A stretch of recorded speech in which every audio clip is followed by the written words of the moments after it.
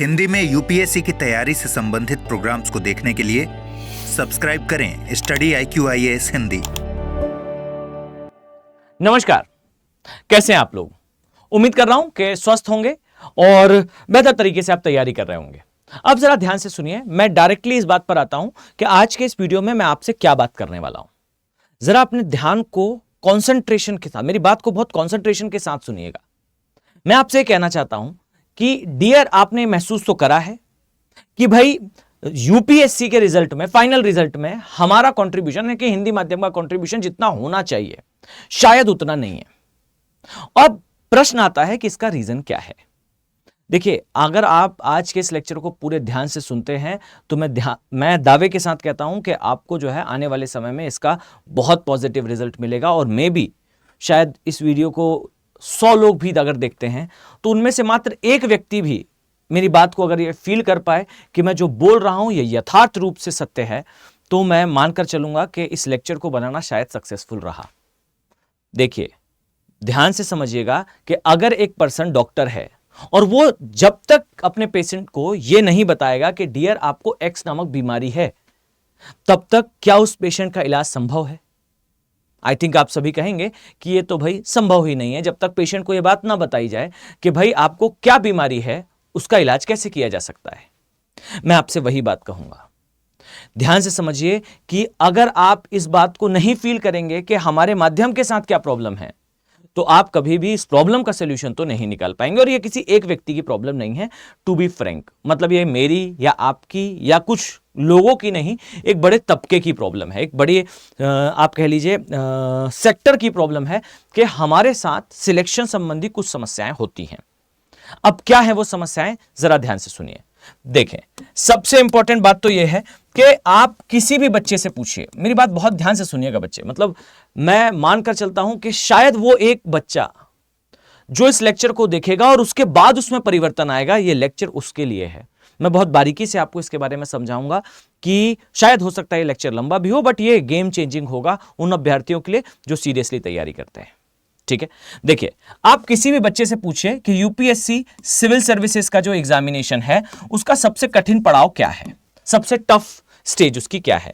सभी बच्चे on an average 90% यही आंसर देंगे कि सर सबसे कठिन पड़ाव जो है वो होता है यूपीएससी की प्रारंभिक परीक्षा, यानी कि प्री का एग्जामिनेशन। राइट, यूपीएससी का प्री स्टेज। अब ये सबसे कठिन है। अब इस बात को समझिए, मैं एक गैसिंग लगाता हूं, मैं ऐसी गैसिंग लगाता हूं कि भाई 100 विद्यार्थियों ने एग्जाम दिया है।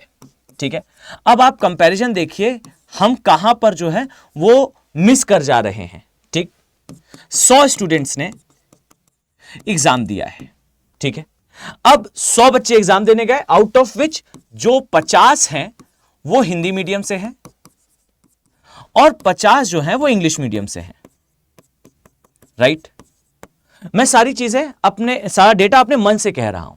ठीक है, अब देखिए, आप इस बात को समझो कि अगर 50 बच्चे हिंदी से हैं, 50 बच्चे इंग्लिश से हैं और यूपीएससी का प्री एग्जामिनेशन है, प्री के बाद यूपीएससी अपना मेंस कंडक्ट करेगा और मेंस के बाद बच्चे वो इंटरव्यू कंडक्ट करेगा।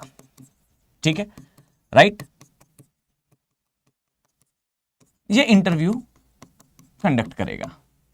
ठीक है, अब इस बात को समझिए कि यूपीएससी के प्री से मेंस में और फिर मेंस से इंटरव्यू में जाने वाले जरा अभ्यर्थियों का हम परसेंटेज निकालते हैं।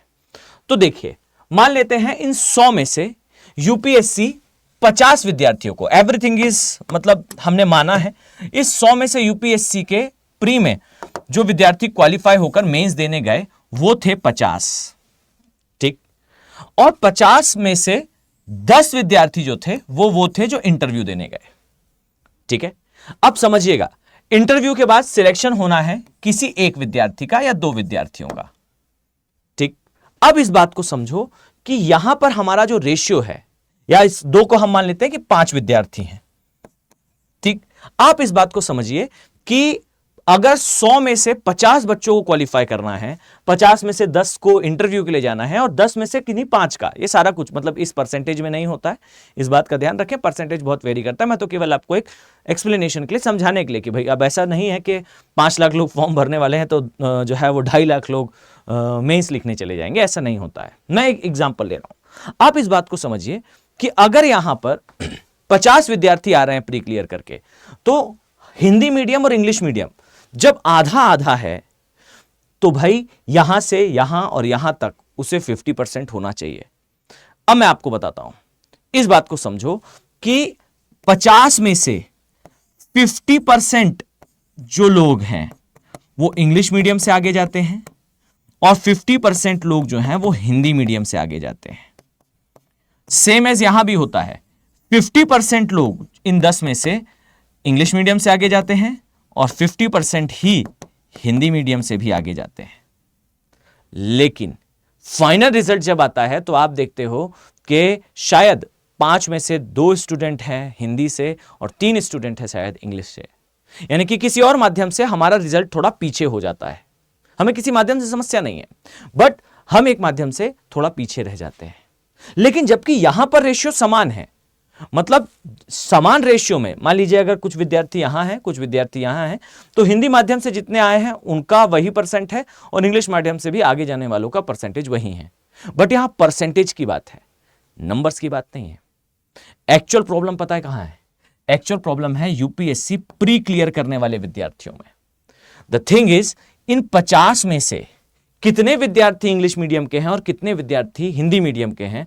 तो सच बात यह है कि हमारा यहां पर जो है वो रेशियो बिगड़ जाता है, 30-20, कभी 35-15 और कभी 40-10 तक का रेशियो रहता है। अर्थात 50 में से कई बार 30 विद्यार्थी इंग्लिश मीडियम से और 20 विद्यार्थी हिंदी मीडियम से होते हैं, तो कभी कभार 10 और 40 का भी डिफरेंस होता है। लेकिन एक चीज परफेक्ट है, ये डिफरेंस में गैप फ्लक्चुएट होता है, but gap negative side Hindi medium के है। अर्थात हम में से उसी प्रकार, अब इमेजिन कर लीजिए अगर 35 और 15 का रेशियो है या 30 और 20 का रेशियो है, तो 30 विद्यार्थियों में से इंग्लिश मीडियम के 50% विद्यार्थी अर्थात 15 और 20 विद्यार्थियों में से हिंदी मीडियम के 50% अर्थात 10। आगे जाएंगे तो फिर वही रेशियो कि अगर यहां इंग्लिश मीडियम के 15 विद्यार्थी हैं तो उन 15 में से शायद 30 में से शायद 15 विद्यार्थियों का सिलेक्शन, लेकिन हिंदी माध्यम से 6 या 7 का सिलेक्शन। और उसके बाद भी आगे जाएंगे तो वो जो डिग्रेडेशन है वो बढ़ता रहेगा। अर्थात सबसे बड़ी समस्या है हमारे साथ दैट हम प्री क्लियर नहीं करते। हमारा जो माध्यम है वो सबसे ज्यादा प्री क्लियर करने में प्रॉब्लम फेस करता है। ठीक है, अब मेरी बात समझिए, इसका कारण क्या है? हम क्यों प्री जो है वो क्लियर नहीं कर पाते? तो इसका सबसे बड़ा कारण है कि अक्सर इंग्लिश माध्यम का जो विद्यार्थी है वो उन ऑप्शंस को ज्यादा प्रिफर करता है जिन ऑप्शनल से प्री में बहुत ज्यादा हेल्प मिलती है। फाइन। हिंदी माध्यम में अक्सर यह होता है कि हमारा ऑप्शनल, या तो हम, एक तो बड़ा क्राउड होता है जो ऑप्शनल की तैयारी ही नहीं करता, मतलब वो अचानक से तैयारी स्टार्ट करता है और सडनली प्रिपरेशन स्टार्ट करके वो जो है वो अपनी तैयारी कंटिन्यू करने लगता है। ठीक, उसका ध्यान ही नहीं होता ऑप्शनल के साइड। दूसरी चीज है कि अगर उसने ऑप्शनल ऑप्ट भी कर लिया तो कई बार ऐसा होता है कि उसका ऑप्शनल उसे प्री में उतनी हेल्प नहीं करता। फाइन, मतलब एक बड़ा क्राउड शायद उस ऑप्शनल को ऑप्ट कर जाता है जो ऑप्शनल शायद उसे प्री में हेल्प ना करे। कुछ मिथ और कुछ जो है अज्यूम कर लेने से। आप इस बात को समझिए कि अगर आप कुछ ऐसे ऑप्शनल्स जो प्री को डोमिनेट करते हो, अब यहां मेरी बात ध्यान से सुनिएगा। देखिए, प्री को डोमिनेट करने का आशय क्या है? प्रारंभिक परीक्षा का सीधा सीधा, देखिए ये आपके ऊपर डिपेंड करेगा बच्चों कि आप किस दिशा में आगे बढ़ना चाहते हो, पर समस्या को समझिएगा। ठीक, हम प्री क्लियर नहीं कर पा रहे हैं। हम अगर प्री क्लियर कर जाते हैं तो हम इंटरव्यू तक बहुत अच्छे से पहुंचते हैं, बहुत जो है वो स्ट्रगल नहीं करना पड़ता हमें। Why? Because we have knowledge. We have knowledge. Why? Because जो चीजें हम पढ़ते हैं वो हम अपनी मातृभाषा में पढ़ते हैं। अर्थात जिस भाषा में मैं शायद अपने घर में कम्युनिकेट करता हूं, आप अपने घर में कम्युनिकेट करते हैं, उस लैंग्वेज को ही आप पढ़ते हो। इसका अर्थ यह है कि आप ज्यादातर केस में किसी चीज को रटते नहीं हैं। राइट? जब आप उस चीज को रटते नहीं हो, समझते हो, इसका मतलब आप समझदार हो। ओके, अब दिक्कत यह है कि आपको चीजें समझ में आती हैं तो आप उसे बेहतर तरीके से रिप्रेजेंट कर पाते हो, अपने आपके अंदर कॉन्फिडेंस होता है नॉलेज को लेकर, इस कारण आप इंटरव्यू में भी अच्छे अंक लाते हो। लेकिन दिक्कत यह है कि आपका प्री नहीं निकल पा रहा। अब ये प्री क्यों नहीं निकल पा रहा? तो उसका कारण है देखिए, प्री क्लियर करने के लिए आपको 45 नेट सही प्रश्न करना जरूरी है। यहां मैंने एक शब्द कहा है नेट। नेट मतलब कि माइनस मार्किंग के अलावा, ठीक, नेवल, शुद्ध। अब ये 45 सही क्वेश्चन अगर आपको करने हैं, अब आप सोचिए कि आप इसके लिए क्या क्या पढ़ते हैं। और दूसरी बात है, हमारा ऑप्शनल कितनी हेल्प करता है। ठीक, एक तो पहली चीज सबसे इंपॉर्टेंट, कोई भी ऑप्शनल हो आप ऑप्शनल पढ़ें जरूर। क्यों? क्योंकि ऑप्शनल पढ़ने वाला, मैं एक बात स्पष्ट बता देता हूं, ये कि स्टूडेंट जो ऑप्शनल की तैयारी नहीं करते, आप मानकर चलिए कि आप जो है आगे प्री क्वालिफाई नहीं करोगे। कोई भी ऑप्शनल हो, चाहे वो प्री में आता हो या ना आता हो, वो ऑप्शनल जब तक आप पढ़ोगे नहीं, आपका प्री नहीं निकलेगा। क्योंकि ऑप्शनल पढ़ने पर आपको सबसे पहली चीज आ जाती है, पढ़ना कैसे है। आपके दिमाग में जो अननेसेसरी डाउट्स होते हैं वो दूर हो जाते हैं, क्योंकि आप पढ़ने लगते हो ऑप्शनल, तो आपके अंदर गहराई बढ़ जाती है। ठीक, चाहे वो कोई भी ऑप्शनल हो, वो प्री में आता हो या ना आता हो। तो पहली चीज तो पढ़िए ऑप्शनल। दूसरी इंपॉर्टेंट चीज है, आप वो ऑप्शनल पढ़ो जो ऑप्शनल यूपीएससी के प्री में ज्यादा आए। अब यहां पर कई ऑप्शंस होते हैं, आप हिस्ट्री पढ़िए, हिस्ट्री ऑप्शनल पढ़िए, पीएसआईआर पॉलिटिकल साइंस और इंटरनेशनल रिलेशन पढ़िए, इनका कंट्रीब्यूशन होता है प्री में, this is a great thing. Geography पढ़िए, इसका कंट्रीब्यूशन होता है प्री में बहुत ज्यादा। लेकिन अब प्रश्न आता है कि फिर क्वालिफाई क्यों नहीं करते। तो देखो, मैं आपको एक चीज बताता हूं, यूपीएससी के प्रिलिमिनरी एग्जामिनेशन में प्री में आपको हिस्ट्री भी दिखता है, आप नंबर ऑफ क्वेश्चंस देखें, आपको पॉलिटी भी दिखता है, आपको ज्योग्राफी भी दिखता है, और आपको इकोनॉमिक्स भी दिखता है। मैं बिग 4 की बात कर रहा हूं। अब इस बात को समझना दैट अगर आप चाहते हो कि यूपीएससी का प्री निकले, तो देखो, आप रैंडमली कितने भी जो क्वेश्चंस हैं वो सॉल्व कर लो, लेकिन काम की बात यह है कि प्री में इन सब्जेक्ट से 25 आप मानकर चलिए कि रफली अराउंड 50% से ज्यादा क्वेश्चंस डायरेक्टली इनसे आते हैं। अबव 50 हर बार होगा। सच बात तो यह है कि 60-70% होता है, ठीक है, बट मैं मिनिमम मान रहा हूं, मैं मान रहा हूं 50%। अब इस बात को देखो कि हिस्ट्री, ज्योग्राफी, पॉलिटी, इकोनॉमी, इनमें से अगर 50% क्वेश्चन आ रहे हैं, 45 कट ऑफ है, तब के केस में किसका कितना कंट्रीब्यूशन है, इसका नेचर क्या है। जैसे हिस्ट्री का कंट्रीब्यूशन बीते वर्षों में कुछ कम हुआ है, ठीक है, बट सिग्निफिकेंट फिर भी है। और इसके प्रश्न जो है वो आप मान सकते हो नॉर्मल से हार्ड होते हैं, नॉर्मल टू हार्ड, मतलब कि सामान्य भी होते हैं और कठिन भी होते हैं। पॉलिटी के क्वेश्चन मैं मानता हूं, ये मेरा निजी मानना है, देखो मैं अपना निजी मानना बता रहा हूं, ये कोई यूनिवर्सल बात नहीं है। हो सकता है आपके लिए वो अलग हो, मेरे लिए अलग हो, पर इन जनरल आप देखोगे तो पॉलिटी के क्वेश्चन सामान्य रूप से सरल आते हैं, मतलब कि सामान्य रूप से सरल होते हैं, बहुत ज्यादा कठिन नहीं होते। ज्योग्राफी ऐसा सब्जेक्ट होता है जिसमें थोड़े हार्ड किस्म के, और खासकर पर्यावरण में, ठीक है, पर्यावरण अर्थात इन्वायरमेंट में, ये ठीक ठाक स्तर के होते हैं। ये ज्योग्राफी और एनवायरनमेंट मिलाकर है। अब इस बात को समझो दैट ये जो आपने देखा बाइफरकेशन, अब इसमें प्रश्न देखिए। आप हिस्ट्री पढ़ते हैं, सामान्य से कठिन क्वेश्चन आएंगे, सामान्य से लेकर कठिन क्वेश्चन आएंगे, और इसमें आपको प्रश्नों की संख्या जो है वो वेरी करती है, 10 से 15 के बीच में आपको दिखाई देता है, including art and culture. Art and culture मतलब एंशिएंट, मिडिवल, मॉडर्न और आर्ट एंड कल्चर, ये सारा कुछ मिलाने के बाद आपको ये संख्या देखने को मिलती है। पॉलिटी में प्रश्नों की संख्या वही आपको 15 से 20 के बीच में दिखेगी, पर ये 10 से भी जो है वो काउंटिंग होती है इसकी, मतलब 10 से लेकर 20 के बीच में इससे प्रश्न होते हैं, सामान्य रूप से पॉलिटी के जो सामान्य प्रश्न होते हैं। लेकिन ज्योग्राफी और एनवायरनमेंट की अगर मैं चर्चा करूं तो ज्योग्राफी एनवायरनमेंट के कलेक्टिव प्रश्न होते हैं 30 से 35, लेकिन ये प्रश्न फिर से मैं कहूंगा हार्ड एनवायरनमेंट के साथ होते हैं। ठीक, मेरा फोकस अभी इन 3 सब्जेक्ट्स पर है।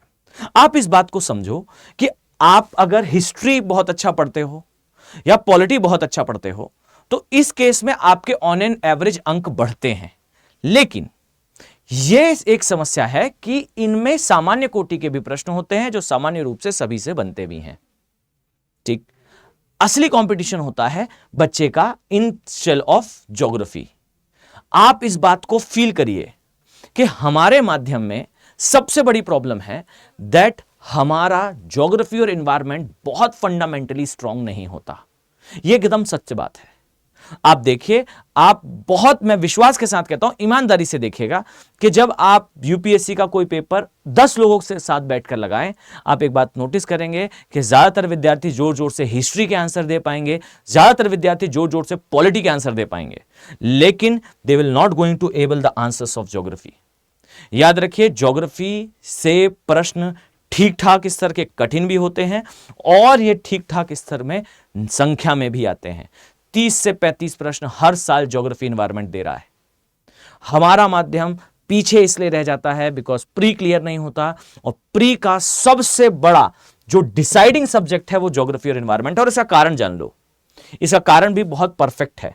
द रीजन इज कि ज्योग्राफी और एनवायरनमेंट आज के समय आप जान चुके हैं कि UPSC is a game of current. ये करंट से काफी चीजें लिंक करके पूछता है, और आज तक दुनिया में सबसे ज्यादा करंट छपता ही किसका है, सबसे ज्यादा करंट आता ही क्या है? जो द हिंदू में छप रहा हो उसमें सबसे बड़ा करंट होता है is international news. Fine, international news होगी, या फिर आपके सबसे बड़े काम की चीज होगी विच इज पर्यावरण की। और यह पर्यावरण की न्यूज हर बार एवरग्रीन रेड हॉट रहेगी। और ये याद रखो कि पर्यावरण दुनिया का सबसे बड़ा चर्चित विषय है। इसमें हर वर्ष नई नई चीजें ऐड होती हैं, हर वर्ष एक नई कहानी स्टार्ट होती है कि कैसे अर्थ के साथ हम असैसिनेशन कर रहे हैं। और UPSC is highly concern about this, और बहुत बारीकी के साथ, क्लियर मतलब बहुत ज्यादा डिटेलिंग के साथ।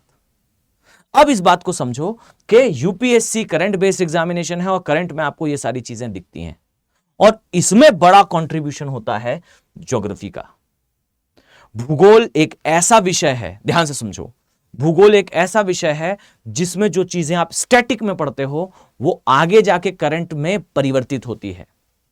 मैं आपको दावे के साथ कहता हूं कि आप देखिए, आप खुद पाएंगे कि जब आप भूगोल वैकल्पिक पढ़ते हो तो आप बहुत सारे सिद्धांत पढ़ेंगे जिसमें वो चीजें आएंगी जो आगे न्यूज बन जाएंगी।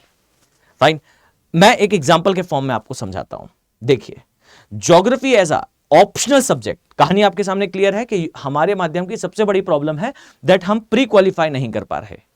दूसरी बात है दैट जो ऑप्शनल सब्जेक्ट है हम उसे ऑप्ट नहीं कर रहे, इस कारण हमें थोड़ी गहराई की समस्या आ जाती है। तीसरी बात है कि हमारा ऑप्शनल हमें डोमिनेट नहीं करता या हमें जो है स्ट्रेंथ नहीं देता हमारी प्रारंभिक परीक्षा में। अगर आप चाहते हैं ऑप्शनल स्ट्रेंथ दे तो ये याद रखो कि यूपीएससी में 12वीं कक्षा यानी कि एलिमेंट्री एजुकेशन तक के क्वेश्चंस आते हैं। 12वीं कक्षा यानी कि आप कह लीजिए स्कूल लेवल एजुकेशन तक के प्रश्न आते हैं, लेकिन ऑप्शनल में आप ऑनर्स लेवल तक की चीजें पढ़ते हो। अब आप सोचिए, अगर आप इस सब्जेक्ट को ऑनर्स लेवल तक पढ़ लेंगे तो आपको प्री के प्रश्न तो will be like a peanut. दूसरी बात समझिए, यूपीएससी का जो ऑप्शनल सब्जेक्ट है ज्योग्राफी, यह आपको किस किस चीज में हेल्प करता है? तो सबसे पहली चीज तो प्री का power dose geography plus environment आपको मिल जाएगा, इसमें कवर होते हैं बाय डिफॉल्ट।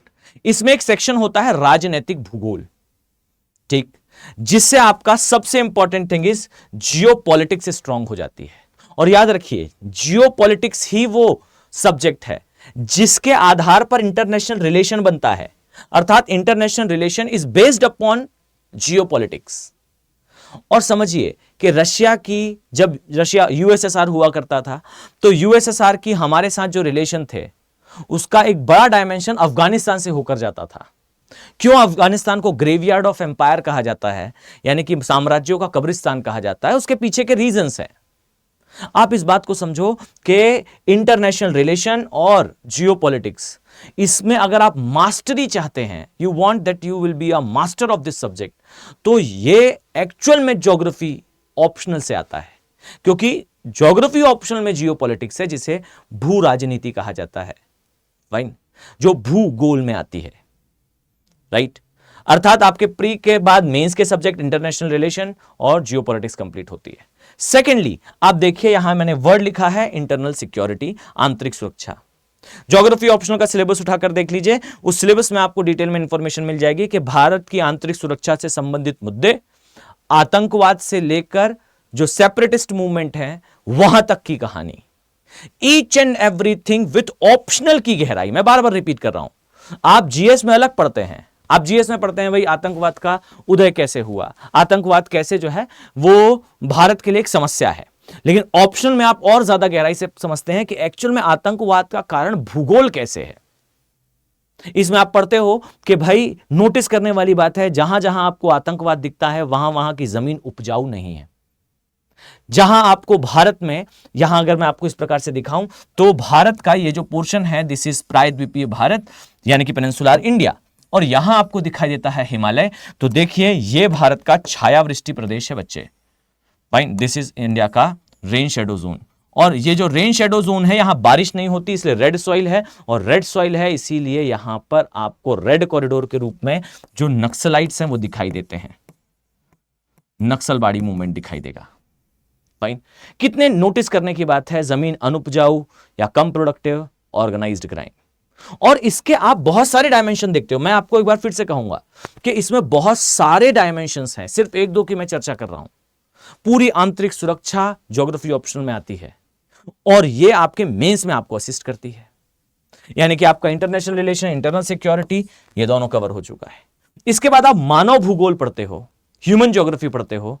ह्यूमन ज्योग्राफी में आप एक सब्जेक्ट पढ़ते हो भाषाएं, धर्म और अल्पसंख्यक समुदाय, और इनसे संबंधित मुद्दे जो भूगोल के कारण जन्म लेते हैं।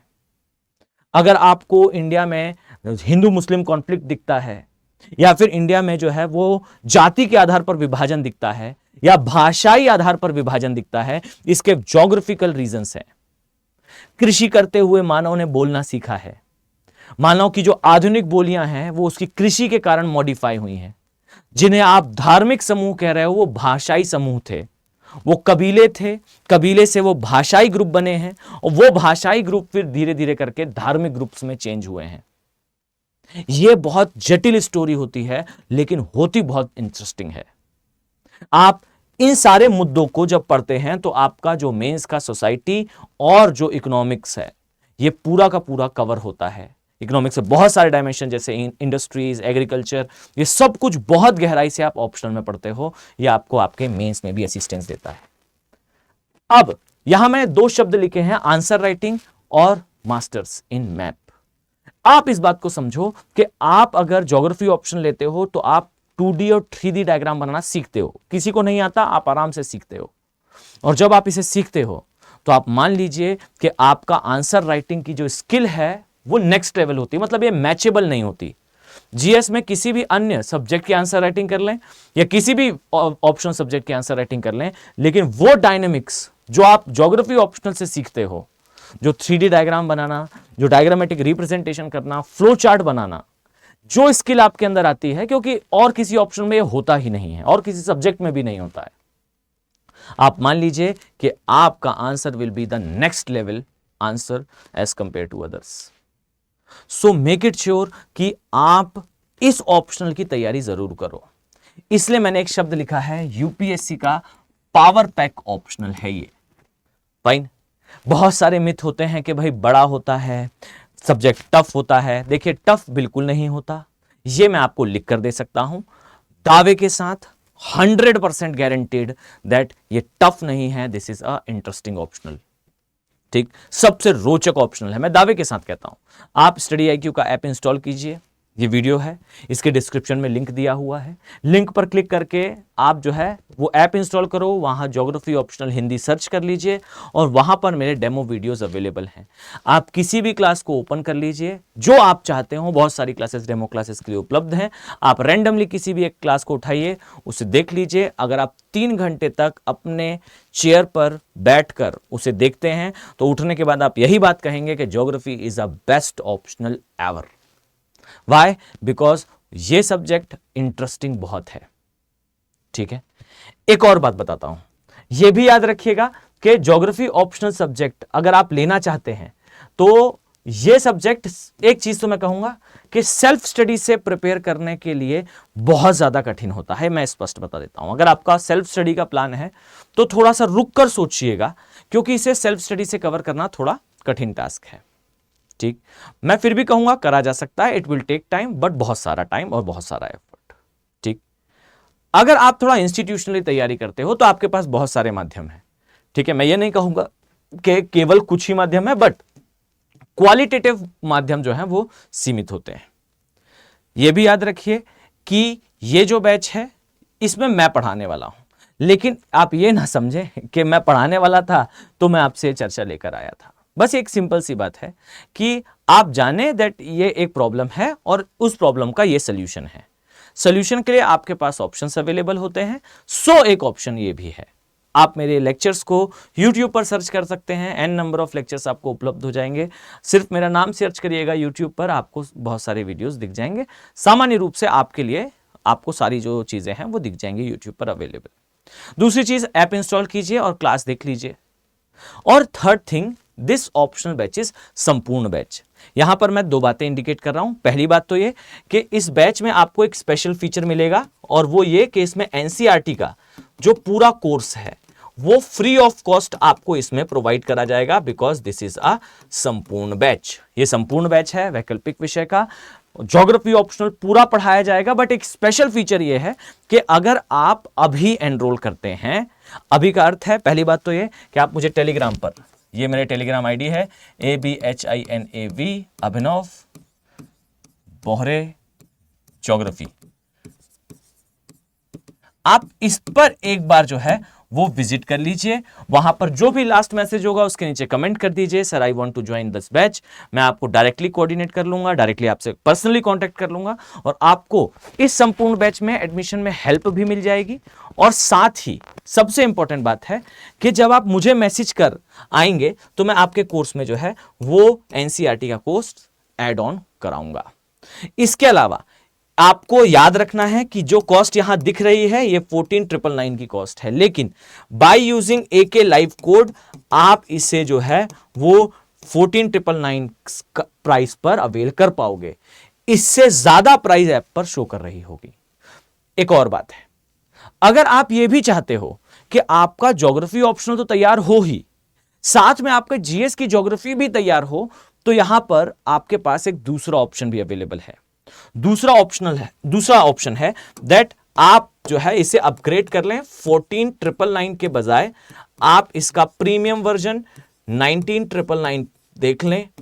19,999 का बैच अगर आप ज्वाइन करते हो तो इसमें आपका जीएस प्लस ऑप्शनल, जीएस मतलब कि सिर्फ ज्योग्राफी और एनवायरनमेंट, इसके आपको अलग से नोट्स मिल जाएंगे। अर्थात यहां आपको ऑप्शनल के साथ जीएस के नोट्स भी मिलेंगे। क्लास साथ में चल रही होगी तो आप आराम से उसे भी कवर कर पाओगे। इसके अलावा इसकी सबसे बड़ी विशेषता है इसमें मेंटरशिप भी मिलेगी। आपको डेडिकेटेड मेंटर अलॉट होंगे, और जब भी आपको कोई समस्या आएगी आपको मेंटर पूरी जर्नी में असिस्टेंस देंगे। मतलब इसमें मेंटरशिप और टेस्ट सीरीज ये भी इंक्लूडेड है, और इसमें टेस्ट सीरीज में आपको जो है वो वीकली टेस्ट मिलेंगे। ठीक है, तो देखिए यहां पर आपको कोर्स मिल रहा है, यहां पर आपको course plus GS plus mentorship plus test series, और इवन जो प्राइस का जो है आपको अंतर दिख रहा है, इसमें तो आप ज्योग्राफी ऑप्शनल की कोई टेस्ट सीरीज भी पूरी फुल फ्लेज बाय भी नहीं कर पाएंगे, तो आपको यहां पर फुल फ्लेज टेस्ट मिलेंगे और साथ में मेंटरशिप मिलेगी। फाइन, सो ये आपके पास ऑप्शन है। मैं कहूंगा कि अगर आप सेल्फ स्टडी के बारे में सोच रहे हैं तो ज्योग्राफी ऑप्शनल सेल्फ स्टडी के अकॉर्डिंगली थोड़ा टफ होता है। ठीक है, आपके पास ये ऑप्शन उपलब्ध है, और मैं मानकर चलता हूं कि अभी ये जो बैच स्टार्ट हो रहा है, बाई चांस अगर आप 2025 में एग्जाम देने वाले हैं, आप सोचेंगे कि सर ऑप्शनल तो फिर बाद में तैयार करना चाहिए। मैं एक बात बताता हूं, बैच स्पष्ट तौर पर 2026 के लिए है, लेकिन जब तक आपका प्री आएगा, प्री आने तक इसमें जियोमॉर्फोलॉजी, क्लाइमेटोलॉजी, ओशनोग्राफी और इंडियन ज्योग्राफी ये हो चुका होगा, लगभग इंडियन ज्योग्राफी चल रहा होगा। आप मानकर चलिए कि ये आपकी पूरी यूपीएससी की जर्नी में इस वर्ष भी एक खासा इंपैक्ट डाल सकता है। मैं दावे के साथ कहता हूं कि आपके लिए ये बहुत बेनिफिशियल है। फाइन, देखो धैर्यपूर्वक ये निर्णय लीजिए। आपका निर्णय आपके सिलेक्शन को इंश्योर करेगा। ऐसा ऑप्शनल जो इन्फ्लुएंस करता हो, डोमिनेट करता हो, वो ऑप्शनल आपको जरूर जो है जर्नी में असिस्ट करेगा। मेरे साथ तैयारी करना चाहते हैं तो नीचे डिस्क्रिप्शन बॉक्स में लिंक भी दिया हुआ है, ऐप दिया हुआ है, आप उस पर रजिस्ट्रेशन कीजिए और क्लासेस को एंजॉय कीजिए। चलिए, इस उम्मीद के साथ कि आने वाले समय में मैं आप सभी सीरियस आईएएस एस्पिरेंट्स को इन बैचेस में देखने वाला हूं। मिलते हैं नेक्स्ट वीडियो में। Have a very nice day. Thank you. Hindi में यूपीएससी की तैयारी से संबंधित प्रोग्राम्स को देखने के लिए सब्सक्राइब करें स्टडी IQ IAS हिंदी।